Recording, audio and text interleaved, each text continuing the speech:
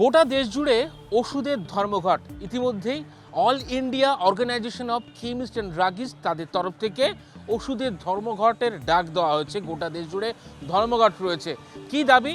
মূলত অনলাইনে ওষুধ বিক্রি যেভাবে রমরমা হচ্ছে তার জেরে জাল ওষুধের রমরমা বাড়ছে, ভুয়ো প্রেসক্রিপশন তৈরি হচ্ছে, মুড়ি মুড়কির মতো মানুষ ওষুধ কিনে খাচ্ছেন, যার জেরে all India chemist and druggist যে অ্যাসোসিয়েশন তাদের তরফ থেকে এই ধর্মঘটের ডাক দেওয়া হয়েছে আজ 20 তারিখ।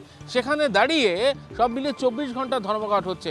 গোটা দেশের প্রায় 12.4 লাখ খুচরো পাইকারি দোকান এই ধর্মঘটে অংশ নিয়েছে, এমনটাই সংগঠনের তরফ থেকে জানিয়ে দেওয়া হয়েছে।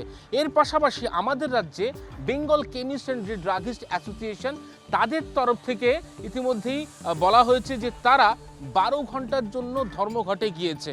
গতকাল রাত 12টা থেকে ধর্মঘট শুরু হয়েছে এবং সেই ধর্মঘট চলছে আজ দুপুর 12টা পর্যন্ত।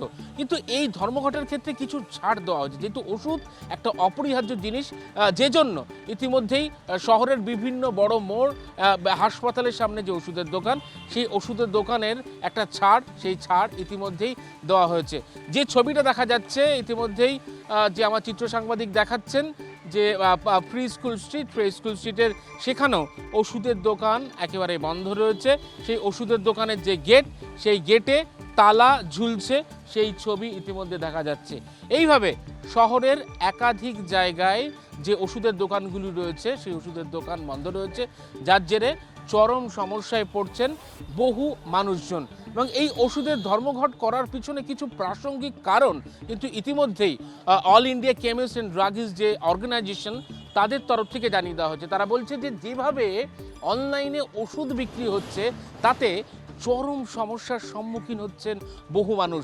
পাশাপাশি এই অনলাইনে ওষুধ বিক্রির ফলে প্রেসক্রিপশন ছাড়া বহু মানুষ ওষুধ কিনে ফেলছেন। সেই ওষুধ সঠিক কিনা, জাল ওষুধ কিনা সেটা পরখ করার কোনো জায়গা নেই, রেগুলেশন নেই, যার ফলে জাল ওষুধের রমরমা কেমিস্ট অ্যান্ড ড্রাগিস্ট অ্যাসোসিয়েশনের তরফ থেকে বলা হচ্ছে বাড়ছে। পাশাপাশি এমনটাও তারা দাবি করছেন যে ভুয়ো প্রেসক্রিপশন ক্রিয়েট করছেন, সেই ভুয়ো প্রেসক্রিপশন ক্রিয়েট করার জেরে রীতিমতো মানুষের মধ্যে একটা ভুল ওষুধ খেয়ে ফেলার যে প্রবণতা, সেই প্রবণতা বাড়ছে।